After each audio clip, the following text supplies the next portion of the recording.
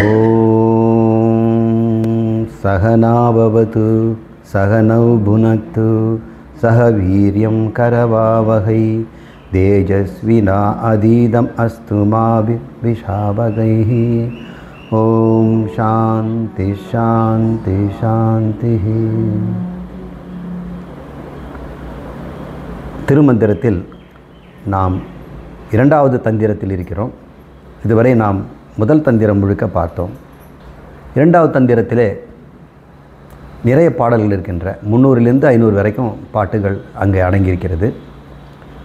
அவற்றிலிருந்து ஒரு சில பாடல்களை மட்டும் எடுத்து அந்த தந்திரத்தினுடைய உள்ளர்த்தத்தை பார்ப்போம். இந்த தந்திரம் முழுக்க அவர் பல விஷயங்களை சொல்லியிருந்தாலும் மையமாக சொல்லப்பட்டது இறைவனை பற்றி பேசுகிறார், கடவுளை பற்றி பேசுகிறார். ஜீவனை பற்றியோ மனிதர்களை பற்றியோ ஆத்மாவை பற்றியோ அதெல்லாம் சொல்லலை. இறைவனை பற்றி முழுக்க முழுக்க தெரிஞ்சுக்கிறதுக்கு இந்த தந்திரம் நமக்கு பயன்படுகிறது. இதை காமிக ஆகமம்னு பேர் வச்சுருக்கிறாங்க. 9 தந்திரத்துக்கும் 9 பேர், சாப்டருக்கு நேம்ன்ற மாதிரி. பகவத்கீதையில் 18 சாப்டருக்கு தனித்தனியாக பேர் இருக்குது. அர்ஜுன விஷாத யோகம் அப்படின்னு முதலுக்கு. இது மாதிரி திருமந்திரத்துக்கு இப்போ நம்ம பார்க்குறது காமிக ஆகமம். இதில் நாம் இறைவனை பற்றி தெரிஞ்சு கொள்ள போகிறோம். மந்திரத்துக்குள்ளே நம்ம போகிறதுக்கு முன்னாடி நாம் முதல்ல இறைவனை பற்றி என்ன கருத்து வச்சுருக்கிறோம், உண்மையான கருத்து எது அப்படின்னு நம்ம தெரிஞ்சுக்கணும். நாத்திகர்கள் கடவுள் இல்லை அப்படின்னு சொல்கிறாங்க.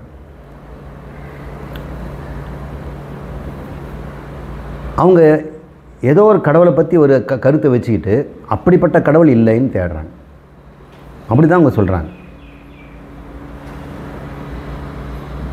ஒருத்தனை சொல்லி கேட்குறோம், இங்கே போயிட்டு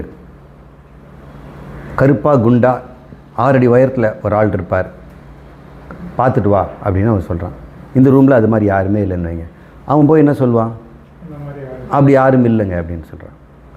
அப்போது அவன் கருப்பாக குண்டு 6 அடி உயரம்னு ஒருத்தன் முதல்ல முடிவு பண்ணிவிட்டு அவங்க இல்லைன்னு சொல்கிறான். அப்போ அவன் கடவுள் இல்லை அப்படின்னு நாத்திகன் சொல்கிறான்னா அவன் மனசுக்குள்ளே கடவுளை பற்றி ஏதோ ஒரு கருத்து வச்சுருக்கிறான். அந்த கருத்தோட பொருள் எங்கேயுமே இல்லைங்கிறதுனால அவன் இல்லைன்னு சொல்லிட்டான். அப்போது கடவுளை கண்டுபிடிக்கணும்னா கடவுளுடைய உண்மையான குணம் தெரிஞ்சால் தானே கண்டுபிடிக்க முடியும். நாத்திகர்கள் பெரும்பாலும் தமிழகத்தில் இருக்கக்கூடிய நாத்திகவாதம் பேசுகிறவங்க கடவுள் இல்லை, கடவுள் மறுப்பவர், கடவுளை நம்புவன் முட்டாள் அப்படின்லாம் சொல்கிறாங்க. நான் கூட சொல்கிறேன், கடவுளை நம்புவன் முட்டாள்னு. எதுக்கு நம்பணும்? ஒரு பொருள் உண்மைன்னாக்கா அதையே நம்பணும். உண்மையான பொருள் உண்மைன்னு சொல்கிறதுக்கு எதுக்கு நம்பிக்கிறது? சாதம் வெடித்து தட்டில் இருக்குது, நீ நம்பு அது சாதம்னு சொன்னால் என்ன அர்த்தம்? நான் எதுக்கு ஏன் நம்பணும்? வாயில் போட்டால் தின்னாக்கா எனக்கு தெரியுது. கடவுளை அறிய வேண்டும். கடவுளை அறிபவன் அறிஞன், கடவுளை நம்புபவன் முட்டாள் தான். எதுக்கு நம்புகிற? ஒரு பொருள் இருக்குதுன்னா அதையே நம்பணும். நான் நம்புகிறேன் ஒரு வேலை, உனக்கு அப்போனா கடவுள் இருக்குது உனக்கு சந்தேகமாக இருக்குது. அதனால் நான் சொல்கிறேன், நாத்திகம் சொல்கிறத நான் வரவேற்கிறேன். கடவுளை நம்புபவன் முட்டாள், கடவுளை அறிபவன் தான் உண்மையான கடவுள் பக்தி உடையவன். அதனால் கடவுளை நம்ம அறிஞ்சிக்க வேண்டியது முக்கியம். கடவுளை அறிஞ்சிக்காமலே கடவுளை நம்ம வணங்கிக்கிட்டு போனோம்னா அவன் திட்டுக்கு நமக்கு ஆளாக வேண்டியிருக்கும். அவன் சொல்கிறது நியாயம் தானே. இப்போ அவன் நினைக்கிறான், இவன் என்னைய கடவுள்னு சொல்லிட்டு ஒரு கடவுளுக்கு யானை மூஞ்சி, மனுஷ உடம்பு, அப்புறம் கட்டையாக பெரிய இருக்குது, அப்புறம் 2 கொம்பு இருக்குது. இவர் சிவனுக்கு மகனா? சிவனுக்கு அப்புறம் மகனே வரலையா? எத்தனை வருஷமாக இவர் பிறந்தார்? எப்போ பிறந்தார்? அவர் சதுர்த்தி அன்னைக்கு பிறந்தார். அப்புறம் அவருக்கு வேறு இன்னொரு குழந்தை இருக்குதா? அப்புறம் முருகர் பிறந்தார். இப்படியெல்லாம் சொல்லும்போது என்ன, அவங்களும் நம்மளை மாதிரி குடும்பம் நடத்திட்டு இருக்கிறாங்க. அவங்களும் புருஷன் பஞ்சாதி சண்டை போட்டுக்கிறாங்க. முருகர் 2 மனைவி வச்சுக்கிட்டாரு, விஷ்ணுவுக்கு 2 மனைவி இருக்கிறாங்க. இது என்னையா இது? அப்புறம் புராண கதைகளில் அவங்க 2 பேரும் சண்டை போட்டுக்கிறாங்க. பழனி ஆண்டவர் கோச்சிக்கிட்டு போய் பழனியில் போய் நிற்கிறாரு. நம்ம வீடு குடும்பம் மாதிரியே அங்கே நிற்குது. இவங்ககிட்ட இந்த மாதிரி குணம் இருக்கிற கடவுளை அவனை சொல்லுவான், இதெல்லாம் கடவுளே கிடையாதுயா. நியாயம் தானுங்க. நம்ம சரியாக புரிஞ்சிக்கவே இல்லையே. இப்போ அவனை நான் நல்லா புரிஞ்சுக்கிறேன், அவனை கை தட்டுறேன், நீ கரெக்டாக சொல்கிறடா. நல்லா புரிஞ்சுக்க சொல்லி தான் அவன் சொல்கிறானே தவிர நம்மளை வந்து கேவலப்படுத்தலை. அவன் புரிஞ்சுக்க விரும்புகிறான் கடவுளை. நாத்திகன் கடவுள் இருந்தால் நான் புரிஞ்சுக்க விரும்புகிறேங்கிறான். நான் நம்ப மாட்டேன். அறிவுடையவன் அறிவை தான் பயன்படுத்துவான் தவிர நம்பிக்கிட்டே இருக்க மாட்டான். நான் ஒரு கணக்கு வாத்தியார், கணக்கு சொல்லித்தரேன். ஒரு நீண்ட ஒரு கணக்கு, நிறைய அதில் வழிமுறைகள்லாம் இருக்கும். ஸ்டெப் 1 ஸ்டெப் 2லாம் போட்டுக்கிட்டே வரீங்க. ஃபைனலாக therefore the area is so many square metres அப்படின்னு கண்டுபிடிச்சிட்டிங்க. அப்போ நான் கொடுத்த சம்மில் வந்து பல கஷ்டங்கள்லாம் இருக்குது. வேலி போக, ரோடு போக, மற்ற பார்க்கெல்லாம் போக, மீதி இருக்கக்கூடிய பில்டிங்களுடைய சுவனுடைய எனக்கு ஏரியா வேணும் அப்படின்னா நீங்கள் ஸ்டெப்ஸ் எல்லாம் போடுறீங்க இல்லையா. நான் உங்களுக்கு சொல்லி கொடுத்துட்டேன். இப்போ பையன்லாம் புரிஞ்சுதா, நீங்கள் இன்னொரு கணக்கு கொடுக்க போகிறேன், நீங்கள் செய்யணும்னு சொல்கிறோம். இப்போ பையன் சொல்கிறான், மிஸ் நீங்கள் கடவுள் மாதிரி, நீங்கள் சொன்னால் எல்லாம் தப்பே இருக்காது. நாங்கள் புரியுறோமோ புரியலையோ நீங்கள் சொன்னது கரெக்டு தான். நீங்கள் போட்ட 250 ஸ்கொயர் மீட்டர்ஸ் கரெக்டுங்கிறான். அப்போ என்னென்ன சொல்வேன், நீ மூடன்டா. டீச்சரை நம்புறவன் மூடன், டீச்சரை புரிஞ்சுக்கிறவன் தான் அறிவாளி. அதை தான் நான் ஒன்றும் சொல்கிறான். இதில் நம்பிக்கைக்கு என்ன இருக்குது? நான் என்ன கடவுளா இதெல்லாம் கண்டுபிடிச்சி 250 ஸ்கொயர் மீட்டர்னு சொல்கிறதுக்கு? யார் வேணால் கண்டுபிடிக்கலாம். இஃப் யூ நோ த பாத், சரியான வழி தெரிஞ்சுதுன்னா இந்த கணக்கு தான் இன்னொரு கணக்கு நீயே கண்டுபிடிக்கலாம். அப்போ நீ என்கிட்ட தான் வரணும், கடவுளை நம்புவான் அப்படின்னு ஒவ்வொரு கணக்கும் கொண்டு போய் டீச்சர்கிட்ட கொடுத்து நீங்கள் சொல்லுங்கள் அப்படின்னு. இப்படியெல்லாம் சொல்ல வேண்டாம் அப்படின்னு அவங்க சொல்கிறாங்க. இன்றைக்கி நாம் இறைவனை பற்றி தெரிஞ்சுக்க போகிறோம். இறைவனை தெரிஞ்சு கண்டுபிடிக்கணும் அப்படின்னா அவருக்கு அடையாளம் சொல்லுங்கள். இந்த குழந்தை தொலைஞ்சு போச்சுங்க, 3 வயசு குழந்தை தொலைஞ்சு போச்சுங்க, ஏதாவது அடையாளம் இருக்குதுங்களா அப்படின்னு கேட்குறாங்க. இல்லைங்களே சாமி அப்படின்னு. கிராமத்து பொம்பளை செல்ஃபோனில் எதாவது பாருங்க, அட என்ன கவுன் போட்டு அதையாவது சொல்லுமா. ரோஸ் கலரில் ஒரு கவுன் போட்டிருந்துங்க, அப்புறம் வேறு ஏதாவது அடையாளமா, மச்சம் கிச்சம் இருக்குதா, தலைமுடி எப்படி இருந்தது, சிவப்பாக இருக்குமா கருப்பாக இருக்குமா, அப்படியெல்லாம் நம்ம கேட்குறோம். அப்புறம் கேட்கும்போது அதனுடைய அடையாளத்தை போட்டு காணவில்லைன்னு ஒரு படத்தை ஒரு வரைஞ்சி ஊரெல்லாம் பண்ணால் கண்டுபிடிச்சிடும். அப்போ ஒரு பொருளை கண்டுபிடிக்கணும்னா, ஒருத்தர் இருக்குதுன்னு கண்டுபிடிக்கணும்னா முதல்ல நமக்கு அடையாளம் வேணும். கடவுளுக்கு என்ன அடையாளம் நான் சொல்லிட்டேன், நீங்கள் கண்டுபிடிச்சிக்கலாம். அவர் எங்கும் இருப்பவர் அப்படின்னு சொல்லிட்டேன். அப்புறம் உங்களுக்கு கண்டுபிடிக்கிறதுக்கு எங்கேயாவது தேடணுமா, மேட்டுப்பாளையம் போகணுமா? எங்கும் இருக்கிறது. இப்போ காணா பண்ண குழந்தைன்னா ஒரு இடத்துல இருக்கிறது, அது இங்கே இருக்குமா, துடிலூரில் இருக்குமா, காந்திபுரத்தில் இருக்குமா, அது இங்கே தேடணும். எந்த பக்கம் போயிருக்கிறாங்க, வீட்டிலேருந்து எவ்வளோ தூரம் நடந்திருக்க முடியும், யாராவது காரில் எடுத்துகிட்டு போயிருந்தாக்கா எந்த டைரெக்ஷன் போயிருப்பாங்க, இப்படி எல்லாம் நம்ம சிசிடிவி ஃபுட்டேஜ் எல்லாம் வச்சு பார்க்குறோம். கடவுள் எங்கும் இருப்பவர். அப்புறம் எப்படி கண்டுபிடிக்க முடியாது போகும்? நாம் என்ன பண்ணுறோம், எங்கும் இருப்பவர்னா பல உருவத்தில் இருப்பார் போகிறது, எங்கேயாவது ஒரு இடத்துல இருப்பார், இங்கேயும் இருப்பார், யாராவது ஒருத்தர் கும்பிட்டு அங்கே போயிடுவார். இமயமலையில் இருப்பார், கோயம்புத்தூரில் இருப்பார், கடல் கீழே இருப்பார், ஆகாயத்தில் இருப்பார், மலைக்கு உள்ளே இருப்பார். எங்கும் இருப்பவன் அப்படி தானே. அப்போ ஒரு ஆள் 6 அடி உயரத்தில் இருக்க ஆள் எங்கே எப்படி எல்லா இடத்துல இருக்க முடியும்? அப்போ எங்கும் இருப்பவன்னு சொன்னால் நீங்கள் இருக்கிற உருவத்தெல்லாம் நீங்கள் மைனஸ் பண்ணி ஆகணும். எங்கும் இருப்பவருக்கு உருவம் இருக்குமா? இருக்காது. அப்போ எங்கும் இருக்கிற ஒரு பொருள் சொல்லுங்கள். Very good. காற்று கூட கிடையாது. ஏன்னா பூமிக்கு 10 கிலோமீட்டர் மேலே காற்று கிடையாது. பூமிக்கு மேலே ஒரு 10 கிலோமீட்டர் தான் காற்று இருக்குதுங்க. கடலாவது 15 கிலோமீட்டர் இருக்குது. காற்று இங்கேருந்து 10 கிலோமீட்டர் மேலே உச்சியில் போனீங்கன்னா மூச்சு முட்டு செத்து போயிடுவோம். இமயமலையுடைய உயரம் எவ்வளோ? 8 கிலோமீட்டர். அங்கே போகும்போது காற்றே இருக்காது, ப்ரீத்திங் கஷ்டம். அதனால் எல்லாருமே இந்த அக்வாலங்ஸ்ன்னு சொல்கிற மாதிரி ஆக்சிஜன் சிலிண்டர் எடுத்து தான் போகிறாங்க. இப்போல்லாம் சீக்கிரம் போயிட்டு இறங்கிடுறாங்க. இப்போ காற்று கிடையாது. ஆகாயம் எங்கேயும் இருக்குது. இந்த அறையிலும் இருக்குது, வானத்திலும் இருக்குது, எங்கேயும் இருக்குது, வாயை திறந்தா இருக்குது, எல்லா இடத்துலையும் இருக்கக்கூடியது. அப்போது கடவுள் எங்கும் இருப்பவர் அப்படின்றத நீங்கள் ஒத்துக்கிட்டிங்கன்னா உங்களுக்கு ஆகாயம் தானே. இப்போ ஆகாயத்தை வடிவு இருக்குமா? இருக்காது இல்லை. சரி, ஆகாயந்தான் இருக்குது. அப்போ ஆகாயத்தை கடவுள்னு சொல்கிறதா? ஆகாயந்தான் நம்மளுக்கு படி அளக்கிறாரா? ஆகாயத்துக்கு தான் நம்ம நெய்வேத்தியம் பண்ணுறோமா? ஆகாயத்துக்கு அறிவே இல்லையே.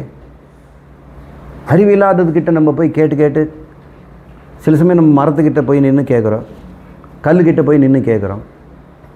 கடவுள் குறைந்தபட்சம் அறிவு இருக்கணும் இல்லை? ஐயா வாங்க. அப்போது 2 குவாலிட்டி சொன்னேன்.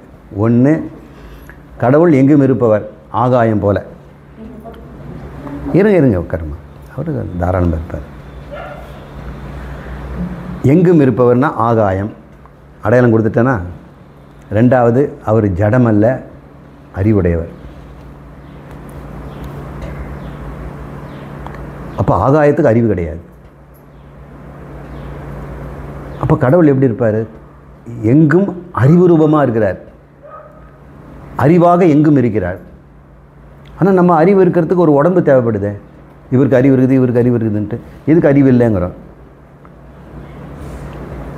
அப்போ அறிவு இருக்கிற பொருளுக்கு ஒரு உடம்பு ஒன்று தேவைப்படுது. அப்போ ஒரு உடம்பு தேவைப்படுமே.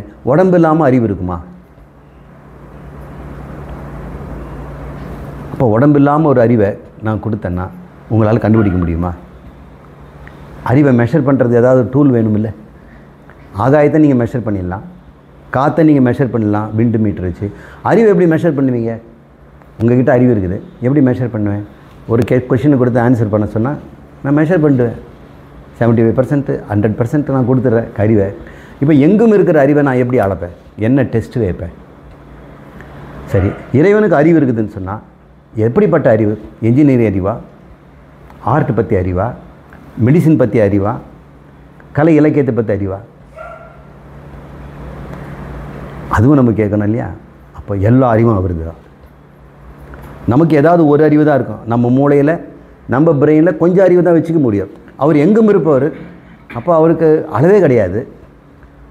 அளவில்லாத அறிவு இருக்குனால் அளவில்லாத அறிவுடையவர் தான் இருப்பார். அப்போ அவர் பேர் சர்வஜன் அப்படின்னு பேர், எல்லாம் அறிந்தவர். அப்போது எல்லாம்னு அறிந்தவர்னு என்ன? இங்கே எல்லாம்னு எதை சொல்கிறீங்க? எல்லாம்ங்கிற வார்த்தையில் என்னங்க அர்த்தம்?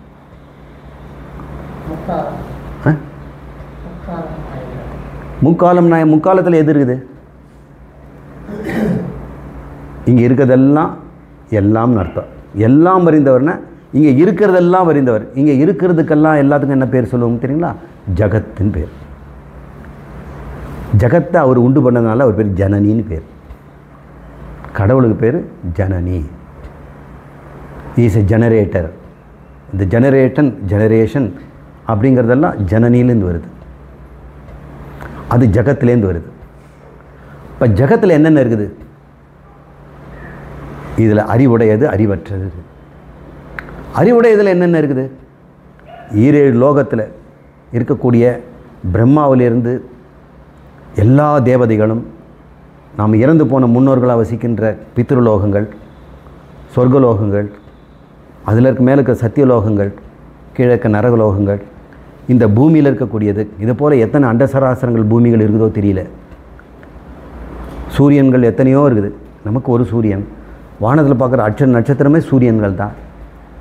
சில நட்சத்திரம் கிடையாது, சூரியன்களுடைய கூட்டங்கள், கேலக்ஸிங்கிறோம். அங்கே எத்தனை பூமி இருக்குமோ, அங்கே எத்தனை ஜனங்கள் இருக்கிறாங்களோ. கடலில் இருக்கக்கூடிய எல்லா உயிரினங்களும் நம்ம கண்டுபிடிச்சிட்டோமா? இன்னும் புதுசாக இன்னும் ஆழத்தில் போக போக கண்டுபிடிக்கிறாங்க. நம்மளால் டீப் டைவ் கூட பண்ண முடியல. தண்ணிக்குள்ளே கீழே போக போக டைவ் பண்ணுற பொருள் வெடிச்சிடுது அந்த ப்ரெஷரில். அந்த பேத்திஸ்பியர்னு ஸ்ட்ராங் பாலில் தான் செய்கிறாங்க. அது தண்ணி நாலா பக்கம் அழுத்தும்போது க்ரன்ச் ஆகிடும். கொக்கோ கோலா டின்னை கையில் அது நசுக்கிற மாதிரி க்ரன்ச் ஆகிடுது. அப்போ அந்த மாதிரி சிலிண்டருக்குள்ளே மனுஷன் உள்ளே போய் ஃபோட்டோ எடுக்கணுன்னா அதுக்குள்ளே காற்று எப்படி இருக்கும்? கம்ப்ரஸ்டு ஏராக இருக்கணும். மூச்சு திணறும், கஷ்டப்படுவோம். அதனால் ரோபாட் கேமராலாம் வச்சு போகிறாங்க. இன்னும் கடலுக்குள்ளே இருக்க உயிரினங்களே நம்ம கண்டுபிடிக்கல. காட்டுக்குள்ளே எத்தனை இருக்குதுன்னு நமக்கு என்ன தெரியும்? நம்ம காடினுடைய ஓரமாக அப்படியே ட்ராவல் பண்ணிவிட்டு பார்த்துட்டோம். இப்போ நீங்கள் மேட்டுப்பாளையத்துலேருந்து ஊட்டிக்கு போகும்போது எவ்வளோ சோலைவனம் அங்கே இருக்குது பார்த்துருக்கீங்களா? ஷோலா ஃபாரஸ்ட்டுன்னு பேர். இந்த மலையினுடைய இறக்கத்துலலாம் நல்ல ரிச் டென்ஸ் ஃபாரஸ்ட். அங்கே எத்தனை பூச்சிகள் இருக்குதுன்னு யாராவது பார்த்துருக்குறாங்களா? அப்போது எல்லாம் அறிந்தவர்ன்றவர் இதெல்லாம் தெரிஞ்சிருக்கணும் இல்லை? ஒரு பாட்டனிஸ்ட்டுக்கு எத்தனை பிளான்ட்டு தெரியும்? ஒரு வாழ்நாள் முழுக்க கண்டுபிடிச்சா கூட. ஒரு ஜுவாலஜிஸ்ட் எவ்வளோ தெரியும்? ஒரு அஸ்ட்ரானமருக்கு எத்தனை தெரியும்? ஆனால் இறைவனுக்கு எல்லாம் தெரியும். எப்படி எல்லாம் தெரியும்? அவருக்கு எல்லாமே எப்படி தெரியும்? இவங்க சொன்ன முக்காலமும் தெரியறாங்க. இதுக்கு முன்னாடி இருந்த டைனாசார்லாம் தெரியணும், இனிமேல் வரக்கூடியவங்களும் தெரியணும். இப்போ நம்ம செல்ஃபோன் கண்டுபிடிச்சி எதிர்காலத்தில் என்னென்ன செல்ஃபோன் வருதோ அதுவும் தெரியணும். இதுக்கு முன்னாடி நம்ம பயன்படுத்தின பழைய லொடக்குன்ற அந்த டெலிஃபோனும் தெரியணும், டெலிஃபோன் இல்லாத காரணம் தெரியணும். அப்போது அவர் அப்படிப்பட்டவராக தான் இறைவன் இருக்க முடியும். உங்களுக்கு அடையாளம் சொல்லிட்டேன். இறைவனை எப்படி பார்க்கணும்? சரி, எல்லாம் அறிந்தவர்னா இந்த சிருஷ்டி பண்ணுறதுக்கு முன்னாடி அவர் இருந்தாரா இல்லையா? இந்த பிரபஞ்சத்தை சிருஷ்டி ஜகத்தை பண்ணுறதுக்கு முன்னாடி அவர் இருந்தார் இல்லையா? அப்போ என்னெல்லாம் இருந்தது? அவர் மாத்திரம்தானே இருந்தார். அவர் என்னவா இருந்தார்? எல்லாம் அறிந்த அறிவாக இருந்தார். எங்கு இருந்தார்னு சொல்ல முடியுமா? ஏன்னா ஆகாயமே இப்போ இல்லை, இன்னும் சிருஷ்டியே ஆகலை. ஆகாயமே சிருஷ்டி இல்லாத போது எங்கே இருந்தார்ன்ற கேள்வி வருமா? ஆகாயம் ஆயிடுச்சுன்னா நம்ம சொல்லலாம் ஆகாயத்தில் இங்கே அங்கேன்னு. அவர் ஆகாயமே இல்லாத போது அவர் இருந்தவர், அங்கு இங்குன்னு சொல்ல முடியுமா? அதனால் அங்கிங்கனாதபடி எங்கும் பிரகாசமாயிட்டார். அவர் எங்கும்னு ஒரு வார்த்தை போட்டார். அவர் அங்கு அப்பொழுது என்று சொல்ல முடியாமல் ஒன்று இருக்குதுங்க. இந்த ஜகத்தெல்லாம் சிருஷ்டி பண்ணும்போது இறைவன் மட்டும் இருந்தார். அவர் எப்படிப்பட்டவராக இருந்தார்? சிருஷ்டி செய்யக்கூடிய எல்லா வல்லமையும் உடையவராக இருந்தார். ஒருத்தர் சிருஷ்டி பண்ணுறான்னா அவனுக்கு அந்த சர்வசக்தியும் இருக்கும் இல்லையா? ஒரு சிற்பத்தை பார்க்குறோம், கன்னியாகுமரியில் திருவள்ளுவர் சிற்பத்தை பார்க்குறோம். அப்போது அவனுக்கு அதை பற்றி எல்லாம் தெரியும் இல்லை? அது நகத்திலேருந்து உச்சி தலை வரைக்கும் அவனுக்கு தெரியும் இல்லை? எப்போ கேட்டாலும் அவன் சொல்வாள், இதை செய்யும்போது என்ன ஆச்சு தெரியுங்களா, இந்த காலை நான் வைக்கும்போது என்ன ஆச்சு தெரியுங்களா, அனைத்தும் அறிவான். ஆனால் அதை பற்றி தான் தெரியும் அவனுக்கு. அந்த திருவள்ளுவர் சிலைக்கு முன்னாடி தகரமாக இருக்கும்போதும் கல்லாக இருக்கும்போதும் தெரியும், திருவள்ளுவர் ஆன பிறகும் தெரியும், திருவள்ளுவர்லாம் அது அழிஞ்ச பிறகும் கூட அவருக்கு தெரியும். ஆனால் அந்த சிற்பிக்கு தெரியாது, இறைவனுக்கு தெரியும். அப்போ இறைவன்கிட்ட எல்லா அறிவும் இருக்குதுன்னா எதை பற்றி அறிவு இருக்கும்? இந்த ஜகத்தை பற்றி அறிவு இருக்கும். ஜகத்தை சிருஷ்டி பண்ணுறவங்ககிட்ட ஜகத் அறிவு இருக்கும், துணியை சிருஷ்டி பண்ணுறவங்ககிட்ட துணி அறிவு இருக்கும், குடத்தை சிருஷ்டி பண்ணுற குடம் அறிவு இருக்கும்.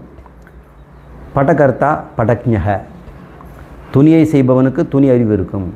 கடகர்த்தா கடக்ஞக, கடம்னா குடம், குடத்தை செய்பவன்கிட்ட குடம் அறிவு இருக்கும். ஜகத்கர்த்தா ஜகத்ஞக சர்வஜ்ஞக, சர்வஸ்ய கர்த்தா சர்வஜ்ஞக. All maker should know all knower. You tell me where is all knower? அப்படிப்பட்டவரை நாம் நம்பணுமா அறிஞ்சிக்கணுமா? இப்போ நீங்கள் நம்புறீங்களா அறிகிறீங்களா? You say it is true. நான் சொல்கிறது லாஜிக்கலி யுக்திப்படி லாஜிக்கலாக தானே இருக்குது. இந்த கடவுள் இல்லைன்னு நீங்கள் சொல்லுங்கள் பார்க்கலாம். அப்படி ஒரு கடவுள் இல்லைன்னு உங்களால் சொல்ல முடியுமா? சொல்லவே முடியாது. There should be a maker, because so many things are made. இவ்வளோ பொருள் செய்திருக்கும் பொழுது செய்தவன் ஒருவர் இருக்கணும் இல்லை? அப்போ செய்தவன் கிட்ட செய்யப்படும் அத்தனை பொருளும் அவன் நினைவில் இருக்கணும் இல்லை? அவர் புதுசாக இதை படைச்சாரா அப்படின்னு கேட்டால் சாஸ்திரம் சொல்லுது, கடவுள் இந்த பிரபஞ்சத்தை படைத்தார், மறுபடியும் தனக்குள் மறைத்து கொள்வாராம், மறுபடியும் படைப்பாராம். எதை படைப்பார்? எதை மறைச்சாரோ அதை படைக்கிறார். இப்படி படைக்கிறது சிருஷ்டின்னு பேர், அது அப்படியே மறைக்காமல் வச்சுருக்கிறது பேர் ஸ்திதின்னு பேர். அப்புறம் மறுபடியும் தனக்குள்ளே அப்படியே மறைச்சிக்கிறது பேர் லயம்னு பேர், சம்ஹாரம்னு பேர். சிருஷ்டி ஸ்திதி சம்ஹாரம், இந்த மூன்றையும் செய்பவருக்கு இறைவன் பேருங்க.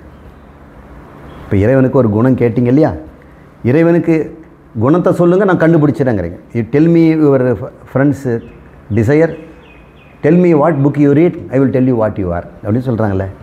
என்னென்னு புத்தகம் படிக்கிறேன், என்ன சினிமா பார்க்குறேன், என்ன பாட்டு கேட்குற, அது தெரிஞ்சவொன்னே சொல்கிறோம். மாப்பிள்ளை பார்க்கும்போது பொண்ணு அப்பா நான் மாப்பிள்ளைக்கிட்ட பேச போகிறேன், பேசுமா தாராளமான். அப்போ என்ன பேசுவாங்க? உங்களுக்கு என்ன பிடிக்கும், என்ன சாப்பிடுவீங்க, என்ன சினிமா பார்ப்பீங்க, என்ன மியூசிக் பிடிக்குமோ, என்ன ஜானர் பிடிக்கும், கிளாசிக்கல் பிடிக்குமா, செமி கிளாசிக்கல் பிடிக்குமா, கர்நாடிக் பிடிக்குமா அப்படின்லாம் கேட்கும்போது வி அண்டர்ஸ்டாண்ட் அவர் யார் அப்படின்னு தெரியும். அப்போ இறைவனை கண்டுபிடிக்கணும் அப்படின்னு ஆசை வந்ததுன்னா காட்டுங்கன்னா அவருக்கு ஒரே தான் சொல்ல முடியும். அவர் சர்வ வியாபகி, எல்லா இடத்திலும் இருப்பவர். சர்வஜர், எல்லாவற்றையும் அறிபவர். சர்வ சக்திமத், எல்லாவற்றையும் செய்ய வல்லவர். அவருக்கு ஒரு உருவம் கொடுக்க முடியுமா? நிச்சயமாக உருவம் கொடுக்க முடியாது. ஆனால் ஜனங்க கேட்குறாங்க, எப்படியாவது எனக்கு கொடுங்கன்னா பாரு அவருக்கு 1000 கண்ணுடையவள் அப்படின்னு தான் சொல்ல முடியும். அதனால் அவளுக்கு 1000 கண்ணுடையவர், 1000 கையுடையவர்கள்.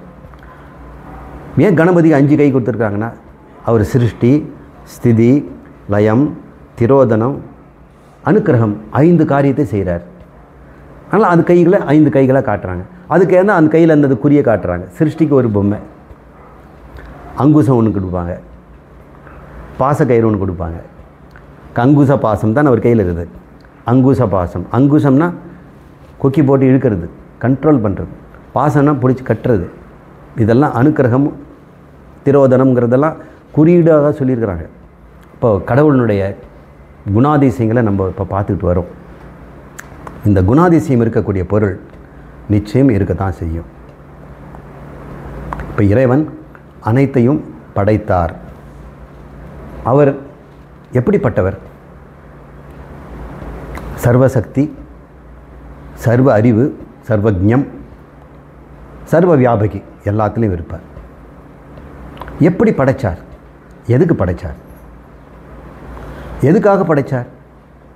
அவர் சும்மா பொழுதுபோகலன்ட்டு இந்த ஆகாயத்தெல்லாம் படைத்து நம்மளெல்லாம் படைத்தாரா? இல்லை. நாமெல்லாம் படைக்கவே படலை, எப்பொழுதுமே இருக்கிறோம். எப்பொழுதும் இல்லையே சார், நான் 1980க்கு முன்னாடி இல்லையே. நீங்கள் 95வா?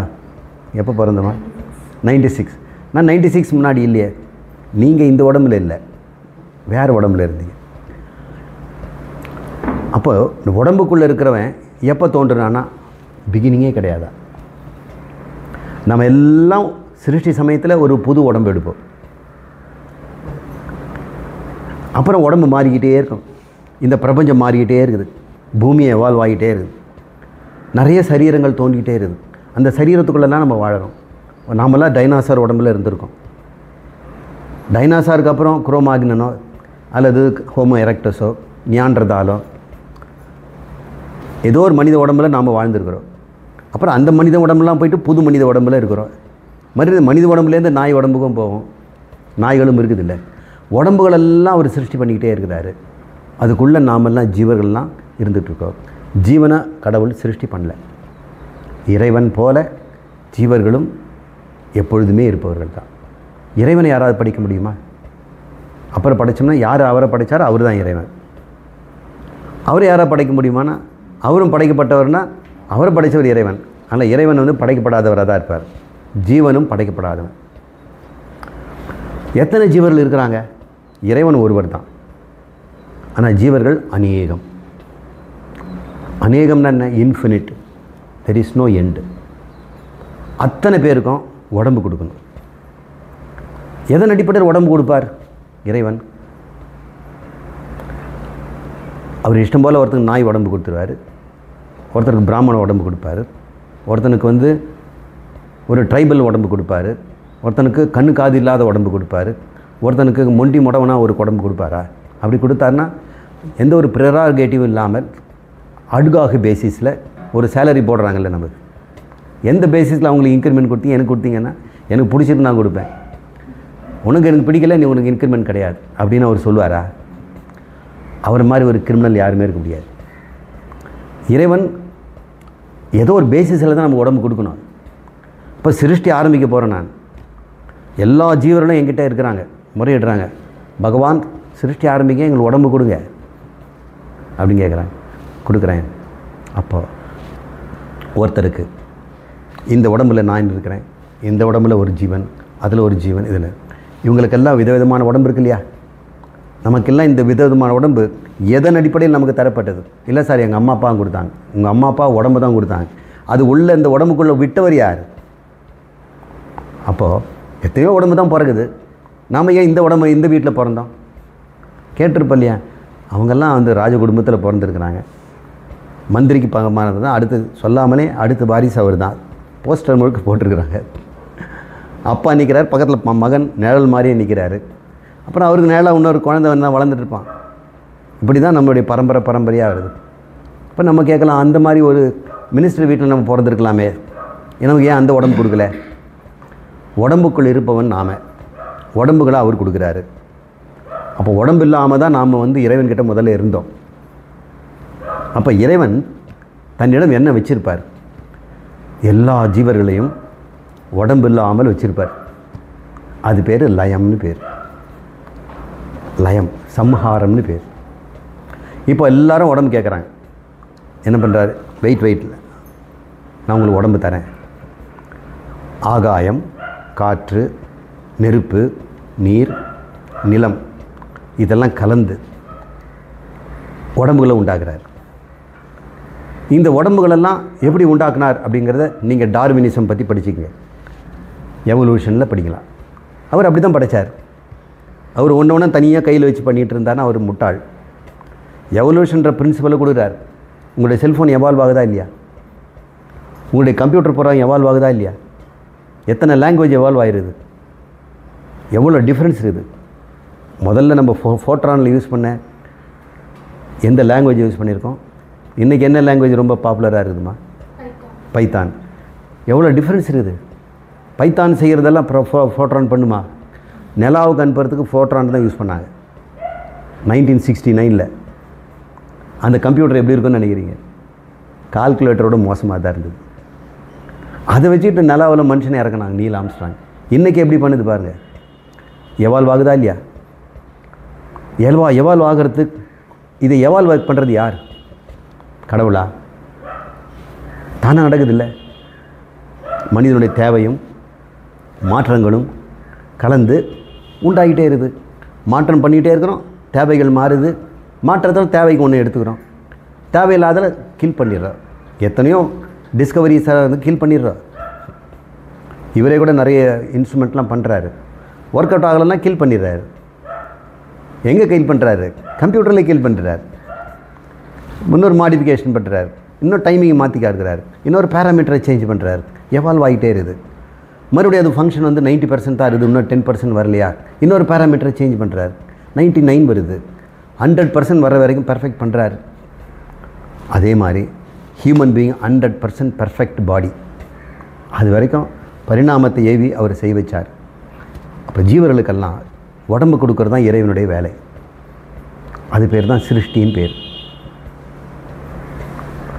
உடம்பு மட்டும் கொடுத்தா போதுமா? அவன் நடக்கிறதுக்கு பூமி, தண்ணி, குடிக்கிறதுக்கு எல்லாம் வேணும் இல்லை? அவன் சண்டை போடுறதுக்கு ஒரு பகைவன், சொந்தக்காரங்க, உறவுகள், அவன் அடித்து சாப்பிட்றதுக்கு மானு, கோழி, ஆடு, பால் இதெல்லாம் வேணும் இல்லை? அப்போ அதையெல்லாம் படிக்கணும் இல்லை? அத்தனையும் சேர்ந்து தான் படைப்புன்னு பேருங்க. இப்போ படைக்கிறதுக்கு கடவுளுக்கு ஒரு முகாந்திரம் வேணும். எந்த முகாந்திரத்தில் ஒரு கடவுள் படைக்கிறார்னா நம்முடைய ஆசைகள். ஒவ்வொரு ஜீவனுக்கும் ஒரு ஆசை. நான் அதுவாகணும்னு இருந்தான். அப்போ அவனுக்கு ஏற்ற உடம்பு கொடுக்குறாரு. சரி, ஆசைப்பட்டவனா கொடுத்துருவாரா? ஆசைப்பட்டால் போதுமா? கையில் காசு வேணாமா? ஆசை இருக்குது தாசில் பண்ண, காசு இருக்குது பிச்சை எடுக்க. அப்படி தானே வாழ்க்கை இருக்குது. அப்போ ஆசைப்படுறான் ஒரு ஜீவன், கடவுளே எனக்கு ஒரு நல்ல ஒரு உயர்ந்த குடும்பத்தில், பணக்கார குடும்பத்தில் என்னை பிறக்க வை, நான் நல்லா படித்து ஒரு சயின்டிஸ்டாக ஆகி நான் நிறைய சம்பாதிக்கணும், புகழ் பெறணும் அப்படின்னு ஒருத்தன் இந்த சிருஷ்டியில் கேட்குறான்னு வைங்க. ஆசைலாம் நல்லா தான் இருக்குது, பாவ புண்ணியம் எவ்வளோ இருக்குதுன்னு வச்சுக்கிறேன்னு பார்ப்பார். புண்ணியம் இருக்குதா? ஓகே, கேட்ட ஆசைக்கு ஏற்ற புண்ணியம் இருக்குதே, ஆனால் பாவமும் இருக்குதுப்பா. அதுக்கேற்ற மாதிரி கொஞ்சம் அட்ஜஸ்ட் பண்ணுங்கள் சாமி. சரி, கொடுக்குறேன். புண்ணியப்படி நீ வந்து பணக்கார வீட்டில், அறிவாளி வீட்டில், சயின்டிஸ்ட் இருக்கிற மாதிரி நல்ல யூனிவர்சிட்டி பக்கத்தில் நீ பிறக்கிற. ஏன்னா நீ ஸ்டான்ஃபோர்டில் படிக்கணும்னு ஆசைப்பட்டனா ஸ்டான்ஃபோர்ட் பக்கத்தில் நீ பிறந்திருக்கணும். அல்லது இந்தியாவில் பிறந்திருந்தால் கூட ஸ்டான்ஃபோர்டுக்கு போகிற அளவுக்கு பொருளாதாரம் இருக்கிற வீட்டில் நீங்கள் பிறக்கணும். அதெல்லாம் கொடுக்குறாரு. ஆனால் பாவம் பண்ணியிருக்கியப்பா, ஏதாவது அட்ஜஸ்ட் பண்ணுங்கள். சரி, உனக்கு ஒரு கல்யாணம் நடக்கும், நீ படாத பாடுபடுவ. பரவாயில்லையா அப்படின்னு கேட்குறாரு. ஓகே, அட்ஜஸ்ட் பண்ணிக்கிறேன், எனக்கு இதுதான் ப்ரையாரிட்டி. அப்போ இல்லறம் அவனுக்கு ப்ரையாரிட்டி இல்லை, சயின்ஸ் ப்ரையாரிட்டி. அப்போ ஒருத்தனுடைய ஆசையும் பாபமும் புண்ணியமும் சேர்ந்து தான் ஒரு உடம்பு உண்டாகுது. இன்றைக்கி நமக்கு இருக்கத்தனை உடம்பையெல்லாம் நமக்கு அவர் கொடுத்துருக்கிறாருன்னா இது காரணமாக அவரை நம்ம குறை சொல்ல முடியாது. நம்முடைய ஆசை அப்படி இருந்தது, நம்முடைய பாவ புண்ணியம் அப்படி இருக்குது. நம்ம வாழ்க்கையில் ஏன் இது மாதிரிலாம் துன்பங்கள்லாம் வருது, இன்பங்களெல்லாம் வருது? நம்ம கேட்காமலே இன்பம் வருது, நம்மளுக்கு கேட்காமலே துன்பம் வருது. இது யார் டிசைன் பண்ணுறாங்க? எல்லாம் பாவ புண்ணியம்தான். we are all programmed based on our desires and based on our credits and debits. அப்போ எப்படிப்பட்டவர் இறைவன்? அவரோட நேர்மையானவர் யாராக இருக்க முடியுமா? இப்போ சிருஷ்டி ஆரம்பிக்கும் பொழுது எல்லா ஜீவர்களும் சூக்ஷ்மமாக அவரிடம் மறைந்திருக்கணும். எப்படி? ஒரு பெரிய ஆலமரம் குட்டியூண்டு விதைக்குள்ள மறைஞ்சிருக்குது. தண்ணி ஊற்றின உடனே அப்படியே நாற்று விட்டு பெரிய மரமாக ஒரு 10 வருஷத்தில் நிற்கிதை பார்க்குறோம். ஆனால் விதைக்குள்ளே எப்படி இருந்தது? அது ஏதோ ஒரு தகவல் ரூபமாக தானே இருக்கும். There must be information. ஏன்னா ஆல விதையில் ஆல இன்ஃபர்மேஷன் இருக்குது, மாங்கொட்டையில் மாமரத்து இன்ஃபர்மேஷன் இருக்குது. தப்பி தவறி கூட அது இப்படியே வளர்றதில்லை. புளிய விதையில் புளிய விதை இருக்குது, வேப்பத்தில் வேப்பம் இருக்குது. ரெண்டும் பக்கம் பக்கமாக வளர்க்குறாங்க. கரும்பு வளர்க்குறாங்க, பக்கத்தில் துளசியும் வளர்க்குறாங்க, அப்புறம் பாகக்காயும் வளர்க்குறாங்க. ஒரே மண்ணில். ஆனால் ஒன்று இனிக்குது, ஒன்று கசக்குது, ஒன்று நோயை நீக்குது. குணம் மாறுறது இல்லையே. அதனுடைய குணம் அதுக்குள்ளே இருக்குல்ல. குணத்துக்கு கேட்க உடம்பு கொடுக்குறார். நம்ம குணத்தோடு நம்ம உடம்பு கேட்குறோம், அந்த குணத்துக்கு ஏதோ உடம்பு கொடுக்குறார். பகவான் சொல்கிறார், சாதுர் வரண்யம் மயா சிருஷ்டம் குணக்கர்ம விபாக. அவனுடைய குணத்திற்கு ஏற்பவும் கர்மத்துக்கு ஏற்பவும் அவன் ஆசைக்கு ஏற்றவும் நான் உடம்பை கொடுக்குறேன். நான் என்ன பண்ணுறேன்? நீ ஆசை கேட்குற உடம்பு இருக்கிற, உடம்பு உன்னை தேடி போகாது, நீயும் உடம்பு எதுன்னு கண்டுபிடிக்க முடியாது. நான் சேர்க்குறேன். குருடன் இருக்கிறான், கோல் இருக்குது. கோல் குருடனுக்கு போகுமா? போகாது. குருடனாவது கோல் எங்கன்னு தெரியுமா? தெரியாது. நம்ம நடுவில் போய் இறைவனாக நின்று, ஐயா கோல் தேடுறீங்களா? இந்த ஐயா அப்படின்னு கோல் கேட்டவனுக்கு கோலை கொடுக்குறோம், உணவு கேட்டவனு உணவு கொடுக்குறோம். இறைவன் அதே மாதிரி செய்கிறார். இப்போ சிருஷ்டி என்பது என்ன அப்படின்னா, இறைவனுடைய அடையாளம் சிருஷ்டிகர்த்தா. ஒரு சிருஷ்டியை பார்த்து தான் செய்தவனை அறிய முடியும். ஒரு ஓவியத்தை பார்த்த உடனே இது பிகாசோ வரைஞ்சதுங்க, இது லியோனார்டோ டா வின்சிங்க, இது ஹுசைன் ஒருத்தர் வரைஞ்சதுங்க. அப்படி ஒருத்தர் இருந்தார் இந்தியாவில், ரொம்ப ஃபேமஸாக இருந்தார். எனக்கு அவரை பிடிக்காது. அவர் சரஸ்வதியெல்லாம் உடம்புல துணியெல்லாம் வரைஞ்சி வச்சுருந்தார். ஒரு நாகரிகம் வேண்டாம், ஒரு ஓவியம் பண்ணுறது தான். இப்படி ஒரு இந்திய நாடு முழுக்க கும்புற ஒரு சாமியை பொட்டு துணி இல்லாமல் வரைஞ்சி வச்சுருக்கிறாருங்க. ஏன்னா அவர் மதம் அப்படி, அவர் ஓவியங்கிறதுனால கிடையாது. அப்போ அவர் ஓவியத்தை வச்சு நம்ம கண்டுபிடிச்சிலையா அவர் லட்சணத்தை? சிருஷ்டியை பார்த்தோம்னா அவர் லட்சணம் தெரிஞ்சிடும். இந்த ஜகத்தினுடைய லட்சணத்தை பார்த்தீங்களா? அப்போ சிருஷ்டிகர்த்தா எப்படி இருப்பார்? அப்போ எல்லார் உடம்புக்குள்ளேயும் இந்த உடம்புக்குள்ளே அவங்க செய்த பாவ புண்ணியத்தையும் ஆசையும் அவருக்கு தெரியுது. எப்படி? இந்த ஜீவர்களெல்லாம் சிருஷ்டி முன்னாடி அவருக்குள்ளே இருந்தாங்க, விதை ரூபமாக. எப்படி ஆல விதையில் ஆல இருக்கிற மாதிரி இறைவன்கிட்ட விதை ரூபமாக இருக்கிறோம். அந்த விதை ரூபமாக நமக்கு பேர் காரண சரீரம்னு பேர், விதை பீஜம்னு பேர். காரண சரீரமாக இறைவனிடம் நாம் இருக்கிறோம். அப்போ ஆலமரத்தில் ஆல இன்ஃபர்மேஷன் தானே இருந்தது, கோடிஃபிகேஷன் தானே இருந்தது. All codes written in the seeds of the banyan. மாமரத்தில் எல்லா மரத்தினுடைய இத்தனை காய்கள், எத்தனை இலைகள், அதனுடைய நிறங்கள், புளிப்பு அத்தனையும் அந்த விதைகள் இருக்குமா இல்லையா? ஸோ பெரிய இன்ஃபர்மேஷன் டெக்னாலஜி யார்? இது இறைவன் தான். இஸ் அ மோஸ்ட் அதுதான் சர்வஜன், எல்லா அறிவும் உடையவங்கிறார். அப்போ இன்ஃபர்மேஷனை ஸ்டோர் பண்ணுறோமே, அதுக்கு ஒரு பேசிஸ் வேணும் இல்லை? ஆல விதையில் தானே ஆல இன்ஃபர்மேஷனை விற்க முடியுது. விதைன்ற ஒரு பொருள் இல்லைன்னா அது அரைச்சோம்னா மாவு மாதிரி இருக்குது. அந்த மாவில் தான் அது இருக்குது இன்ஃபர்மேஷன். அதை சயின்டிஸ்ட் கண்டுபிடிச்சி டிஎன்ஏ அப்படின்னு சொல்கிறாங்க. டிஎன்ஏங்கிற ஒரு மாலிக்யூலில் அந்த ஆலமர இன்ஃபர்மேஷன் கோடிஃபிகேஷன் இருக்குது, அது ஜீனோம் அப்படின்னு சொல்கிறாங்க. அப்போ entire banyan genome human genome, canine genome. கேனைன்னாக்கா பல்லு, இந்த புலி சிங்கம் போன்றதெல்லாம், இல்லை டாகு. பொவைன் ஜீனோம், பசு. இப்படி எல்லா ஜீனோமும் அவர்கிட்ட இருக்கும்ல. அப்போ பேர்பட்டவர் அவர் ஒரு மெட்டாஜீனோமிக்ஸாக இருப்பார். எல்லா ஜீனோம்ஸும் அவர்கிட்ட இருக்குது. எல்லாருடைய சாஸ்திரமும் அவர்கிட்ட இருக்குது. எல்லாருடைய ஜாதகமும் அவர் வச்சிருக்கிறார். பாவ புண்ணியத்தெல்லாம் ரெக்கார்ட் பண்ணியிருக்கிறார். அப்போது அவருடைய தன்மை உண்மையிலே அளப்பரிய அறிவாக தான் இருக்க முடியும். குறிப்பான அறிவும் அவர்கிட்ட இருக்குது. எல்லார் பற்றிய நாலேஜும் இருக்குது. இதெல்லாம் இல்லாததும் அவர் இருக்கிறார். இதெல்லாம் நாலேஜ் இருந்தால் தான் அவர் இருப்பாரா? இப்போ நான் கேட்குறேன், உங்ககிட்ட என்ன நாலேஜ் இருக்குமா? டிகிரி. என்ன டிகிரி?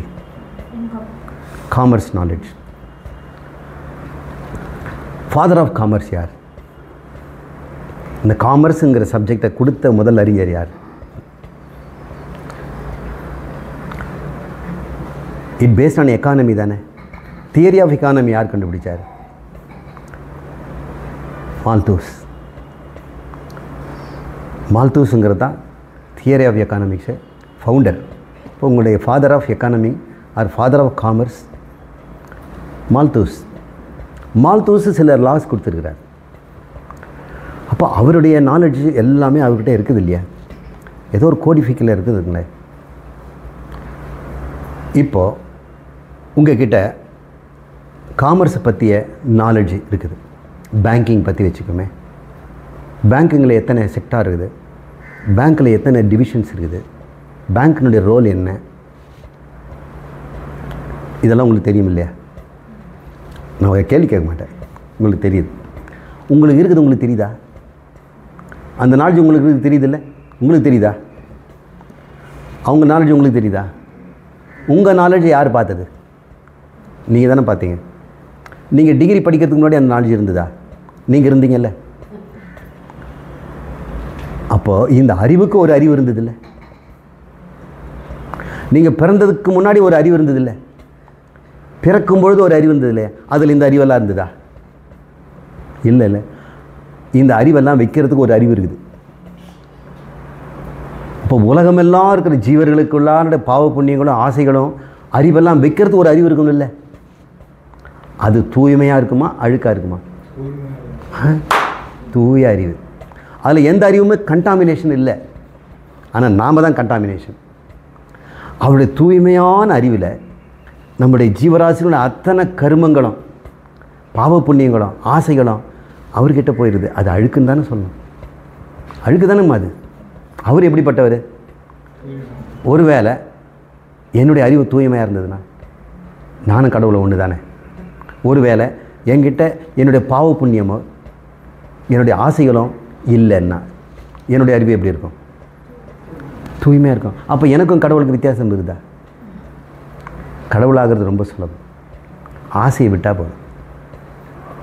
ஆசையினால தானே அந்த பாவ புண்ணியம் உண்டாகுது. ஆசையை நிறைவேறுவதுக்கு தானே உனக்கு பாவ புண்ணியத்தை கணக்கு பார்க்குறாரு. எவனோ ஒருவன் ஆசையே விட்டுட்டானோ, பாவ புண்ணியம் இருந்தால் கூட அது வேலை இல்லையே. கடவுள் சொல்கிறாரு, இந்த ஜீவனுக்கு ஆசையே இல்லை, பாவ புண்ணியம் எக்கச்சக்கமாக இருக்குது, இவன் உடம்பே கேட்க மாட்டேங்கிறான். ஆசை தானே உடம்பு கேட்டுது. இவன் உடம்பே கேட்காத ஒரு ஆசை இல்லாத நிலையில் இருக்கிறானே, இவனுக்கு அடுத்து எப்படி பிறவி கொடுக்கறது? அப்பா நீ இப்போவே நீ நானாயிட்ட, உனக்கு எனக்கு வித்தியாசம் இல்லை. நீயும் தூய் அறிவு, நானும் தூய் அறிவு. அந்த தூய் அறிவுக்கு என்ன பேர் தெரியுங்களா? சைதன்யம்னு பேர். சித் மாத்திரம், நாலேஜ் மாத்திரம், த பியூர் நாலேஜ், த பியூர் கான்ஷியஸ், த பியூர் அவேர்னஸ். அதே மாதிரி நீயும் இருக்கிற, நானும் இருக்கிறேன். அங்கே 2 பேர் இருக்கிறாங்களா? இல்லை இல்லை. கடவுளோட இணைவதுங்கிறது என்ன? நம்ம ஆசையை விடுறது தாங்க. ஆசை விட்டோம்னா சரீரமும் போயிடுச்சு. இப்போ இருக்கிற சரீரத்தில் ஆசை போயிடுச்சுன்னா இந்த சரீரம் உனக்கு தேவையா? ஆசை நிறைவேற்றிக்கிறதுக்கு தான் இந்த உடம்பு. நான் சுவிட்சர்லாந்து போனோங்கிற ஆசை வந்துடுச்சுன்னா அந்த உடம்பை நான் ஃப்ளைட்டில் ஏற்ற வேண்டியது. எனக்கு எந்த ஆசையும் போயிடுச்சுன்னா இந்த உடம்பு கூட எனக்கு வேண்டாமே. சரி, ஆசை இல்லாமல் நான் இருக்க முடியுமான்னு ஒவ்வொரு ராத்திரி நீங்கள் தூங்கும்போது என்ன ஆசை இருக்குது உங்களுக்கு? அப்போ அங்கே ஆனந்தம் இருந்ததில்லை. அந்த ஆனந்தத்துக்கு எவ்வளோ செலவு பண்ணீங்க? இல்லை சார் ஏசி ரூம் பெட்டெல்லாம் வாங்கியிருக்கிறேன் சார். இல்லை, பாயில் படுத்தாலும் உங்களுக்கு தூக்கம் வந்துடுச்சுன்னா அந்த ஆனந்தத்துக்கு பாய் கூட தேவையில்லை. தூங்குற வரைக்கும் தான் ஏசியும் பெட்டும். தூங்கின பிறகு நீ நாயும் இல்லை, மனிதனும் இல்லை, நல்லவனும் இல்லை, கெட்டவனும் இல்லை, ஆனந்தமாக இருக்கிற. ஆசையே இல்லை. ஆசையை விட்டோம்னா ஆனந்தத்துக்கு அளவே கிடையாது. ஆசைப்பட்டோம்னா ஆசை அளவு தான் ஆனந்தம் கிடைக்கும். நீங்கள் ஆசைப்பட்டதுக்கு அளவு தான் கொடுக்க முடியும். ஆசைப்பட்ட அளவுக்கு போனால் அதுக்கு வேணால் கர்மம் செய்திருக்கணும். அப்போ ஆசையை விட்டுட்டோம்னா ஆனந்தம் அளவற்றது. இது பேர் முக்திங்க. இப்போ சிருஷ்டியை பற்றி தெரிஞ்சுக்கிட்டோமா? இப்போ இறைவன் யாருன்னு கண்டுபிடிச்சிட்டிங்களா? இப்போ யார் எங்கே இருக்கிறார் தெரியுங்களா? அவர் தூய அறிவாக நம்மக்கிட்ட தான் இருக்கிறார். மலின அறிவாகவும் இருப்பது நாம. அவர் கொடுத்த தூய அறிவில் நாம் அறிவை எழுதிக்கிட்டோம். காமர்ஸ் அறிவு, அஸ்ட்ரானமி அறிவு, இன்ஃபர்மேஷன் டெக்னாலஜி அறிவுன்னு நீங்கள் ஏறிட்டீங்க. அது மட்டும் இல்லாமல் நான் பணக்காரன்ற அறிவு, நான் ஏழைங்கிற அறிவு, நான் கிழவன், நான் குமரன், அழகன், இதெல்லாம் நீங்கள் அது மேலே ஏற்றிக்கிட்டீங்க. ஆனால் அது குழந்தையாக இருக்கும் பொழுது தூய அறிவாக நம்ம வரோம். அதை வளர்க்கும் போதே, டேய் நீ யார் தெரியுமா? மீசக்கார் தாத்தா பையன்டா, நீ அவனோட வீரன்டா, அவன் தான் நீ பிறந்திருக்கிறேன்னு அவனை போய் உசுப்பி ஏற்றி விட்டோம். தூய அறிவில் அழுக்கை ஏற்றுறோம் பார்த்தீங்களா? அப்போ நாம் இருக்கிறதே கடவுளுக்கு ஒரு அழுக்கு தான். நம்ம பாரம் தாங்க முடியல அவரால். சிருஷ்டி பண்ணிட்டு விடுவோம். யாராவது சுத்தம் பண்ணிவிட்டு வாங்க என்கிட்ட. யாராவது தன் அறிவை சுத்தமாக்கிட்டு வாங்க. வாங்க கூட கிடையாது, சுத்தமாகிட்டு நான் ஆகிடுவேன்.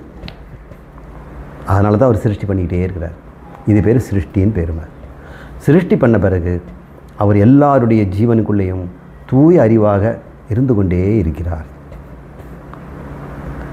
அவரை தேட வேண்டாம். உங்கள் அறிவை நீங்கள் சோதனை பண்ணி பாருங்கள். உங்களிடம் இருக்கின்ற நீங்களாக பெற்ற அறிவை விடைக்கு தள்ளிவிட்டு அறிவு மாத்திரமாக இருந்து பார்க்க உங்களால் கஷ்டமா? தூக்கத்தில் அப்படி தானே இருக்கிறீங்க. முழிச்சிக்கிட்டே தூங்குங்க. ஆசைப்படாமல் இருங்க. எந்த எண்ணங்களையும் விட்டுடுங்க. அப்போ எண்ணங்களெல்லாம் போன பிறகு ஜடமாகிடுவீங்களா? நிறைய பேர் அப்படி நினைக்கிறாங்க. எண்ணிக்கிட்டே இருக்கணும், ஏதாவது நினச்சிக்கிட்டே இருக்கணும். நினைக்கிறதுக்கு ஒன்று இல்லை, ஏதாவது புதுசாக நினைப்பாங்க. பக்கத்து வீட்டை எட்டி பார்த்து அங்கே எதாவது நடக்குதான்னு பார்த்து ஒரு எண்ணத்தை எடுத்து போட்டுப்பாங்க. எண்ணம் இல்லாமல் நம்மளால் இருக்க முடியாதா? எண்ணத்துக்கு எவ்வளோ நேரம் இருக்குதுங்க டைம்? ஒரு எண்ணம், வடை, ஒரு எண்ணம் வந்துடுச்சா? வடைன்னு சொன்ன உடனே உங்களுக்கு என்னென்ன எண்ணம் வருதுங்க? எண்ணெய் ஞாபகம் வருதா? மெதுவடையா?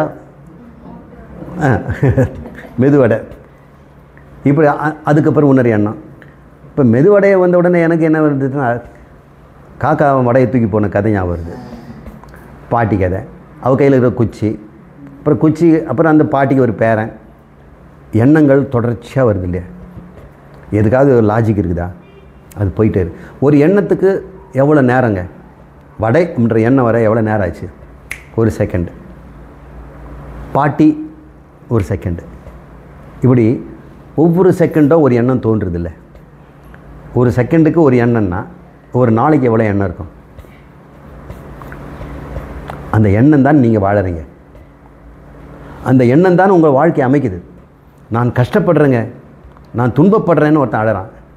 அது வெறும் எண்ணங்களுடைய கூட்டம். நான் அறிஞனுங்க, நான் நல்லவங்க, இதெல்லாம் அவனுடைய எண்ண கூட்டம்.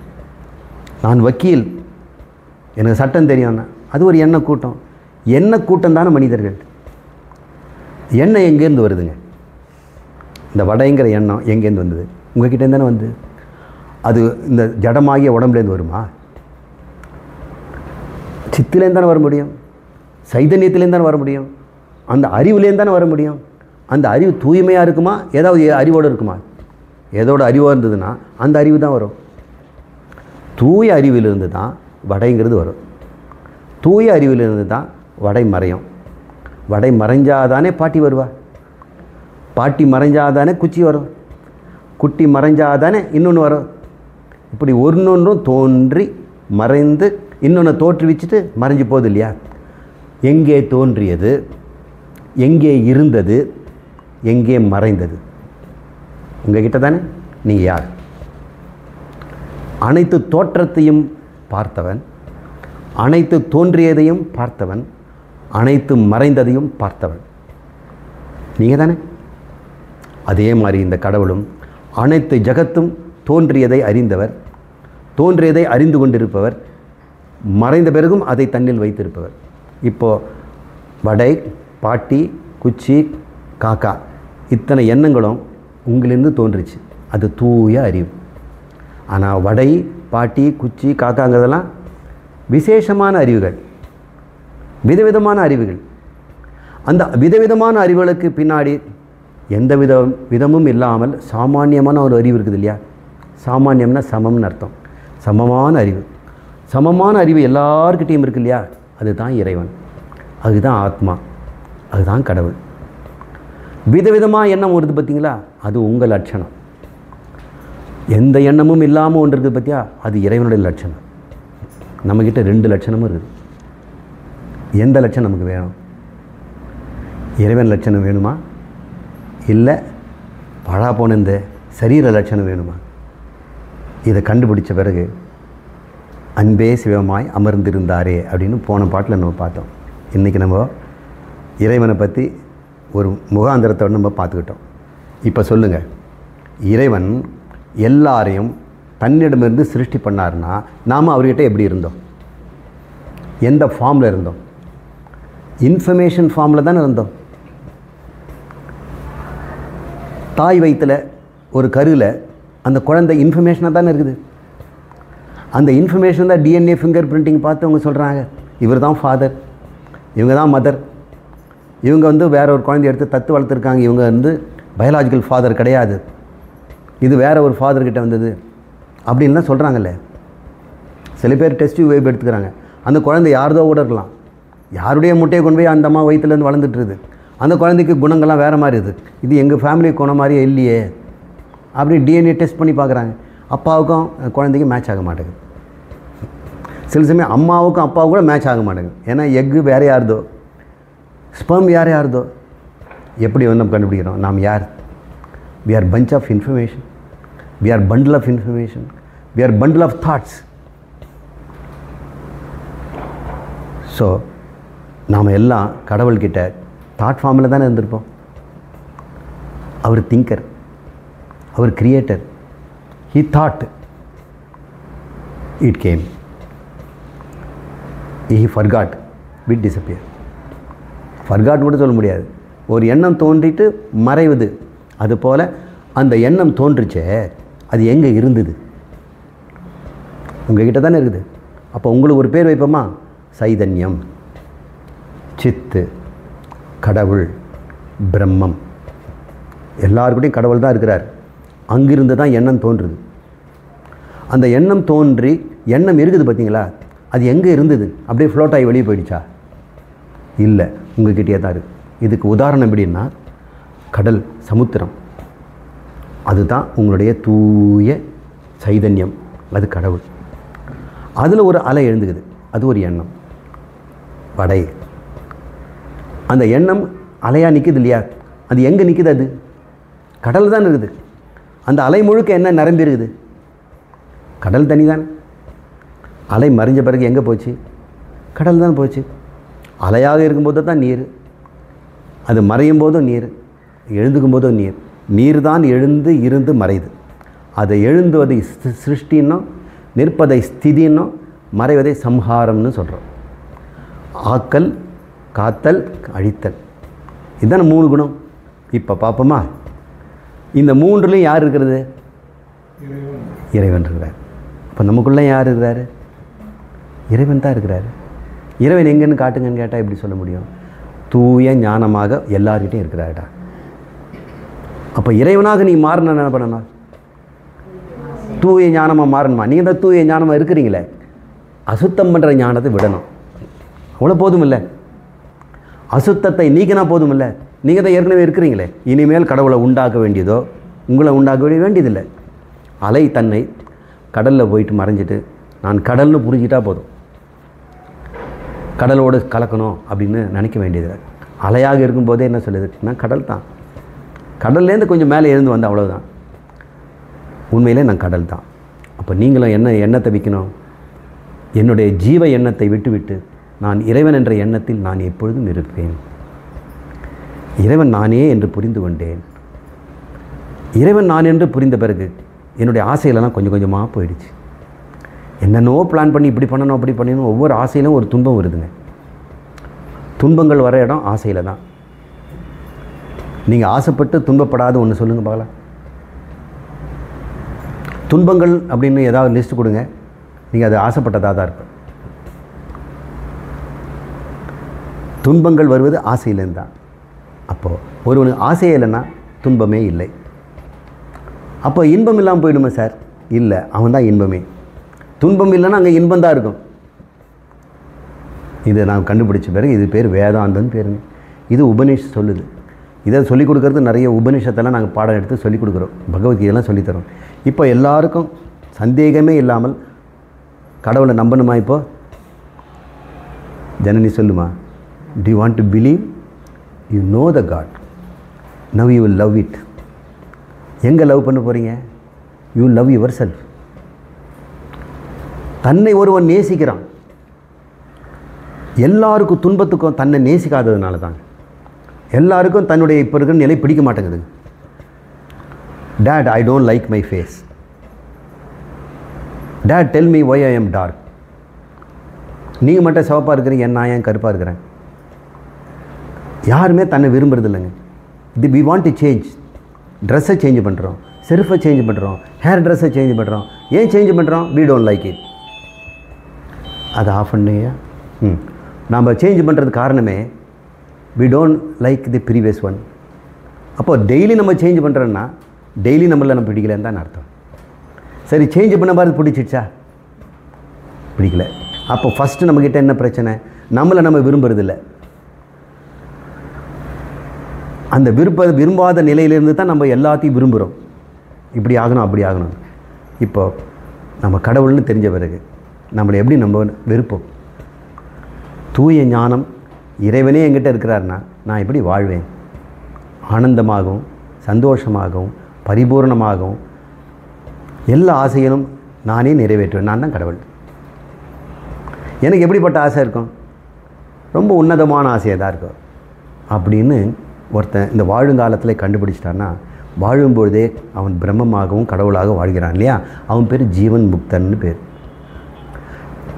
இப்படி அறியாத போது அவன் மறுபடியும் பிறகுறான். அறிகிற வரைக்கும் பிறந்தாகணும். தன்னை தூய ஞானம் கண்டுபிடிக்கிற வரைக்கும் பிறந்தே ஆகணும். அந்த பிறக்க வைக்கிறது பேர் திரோதனம்னு பேர். அவனே அந்த புரிஞ்சிட்ட பிறகு அவனை காப்பாற்றி விடுவிக்கிறார் பார்த்தீங்க, தனக்கு தானே ஆகிறார் பாருங்க, அது பேர் அனுக்கிரகம் பேர். அப்போ எத்தனை வேலை செய்கிறார் கடவுள்? சிருஷ்டி பண்ணுறாரு, ஸ்திதி பண்ணுறாரு, சம்ஹாரம் பண்ணுறாரு, மறுபடியும் சிருஷ்டி பண்ணுறாரு. இப்படியே உடம்பு கொடுக்குறாரு. இது காரணம் என்ன? உன்னை உன்னிடமிருந்தே மறைக்கிறார். உன்னுடைய தூய அறிவை நீ பார்க்க முடியாத அளவுக்கு புலன்கள் மூலம் புது புது அறிவை கொடுக்குறார். அப்போ புலன்கள் மூலம் புது புது அறிவு உங்களுக்கு வரும்பொழுது நீங்கள் தூய அறிவுங்கிறத மறந்துடுறீங்க. அது பேர் திரோதனம், ஹைடிங், மறைத்தல். திரோதனம்னா ஸ்க்ரீன் போட்டு மறைக்கிறது, அது பேர் மாயை. அப்புறம் அவரே குருநாதர் மூலம் உபதேசம் பண்ணி தூய ஞானமாக கடவுளே உன்னிடம் இருக்கிறார். இந்த மலின ஞானமாக அவரே உன்னிடம் தோன்றி உன்னிடம் மறைகிறார். நீ மலினமாக இருக்கின்ற தோன்றி மறைகின்றதை நானுன்னு நினச்சிட்டு இருக்கிற. நான் தூய ஞானத்தை நானுன்னு நினச்சிட்டா நீ நானும் ஒன்று அப்படிங்கிற பாரு. அது பேர் அனுக்கிரகம்னு பேர். That is grace. God is grace அப்படிங்கிற. என்னென்ன grace? He will liberate us from all these problems. எல்லா துன்பங்களும் அவர் ஒரு நடியில் விளக்குறார். அதுக்கு துணையாக இருப்பது யார்? அவர் கொடுத்த வேதமும் அதை சொல்லிக் கொடுக்குற குருவும். இப்போ கடவுள் குருவின் ரூபத்தில், அவருடைய அறிவு ரூபத்தில், அவருக்கு தூய அறிவு இருக்குது, ஆனால் மலின அறிவு இருக்குது. எப்படிப்பட்ட மலின அறிவு? சாஸ்திர ஞானம், கடவுளை கண்டுபிடிக்கிற ஞானம். அதை அழுக்கு ஞானம் சொல்ல முடியுமா? அப்போ ஞானத்தில் ரெண்டு இருக்குது இல்லையா? மலின சத்துவம்னு சொல்லுவோம், சுத்த சத்துவம்னு சொல்கிறோம். ஞானியினுடைய அறிவு சுத்த சத்துவம், அஞ்ஞானியினுடைய அறிவு மலின சத்துவம். மலினம்னா spoiled, dirty, not clear, murky, disturbed, அப்படி ஒரு மைண்டு. அதே மலின சத்துவத்தை தூய சுத்த சத்துவமாக மாற்றணும்னா நம்ம வந்து கடவுளாகிடுறோம், கடவுளாக வாழ்கிறோம். இது தாம்மா வேளாண். இன்றைக்கி வேதாந்தம் முழுசையும் முன்னுரையிலே சொல்லி முடிச்சிட்டேன். இப்போ நாம் அடுத்த லெவலுக்கு போவோம். ஒரு சின்ன இடைவேளைக்கு.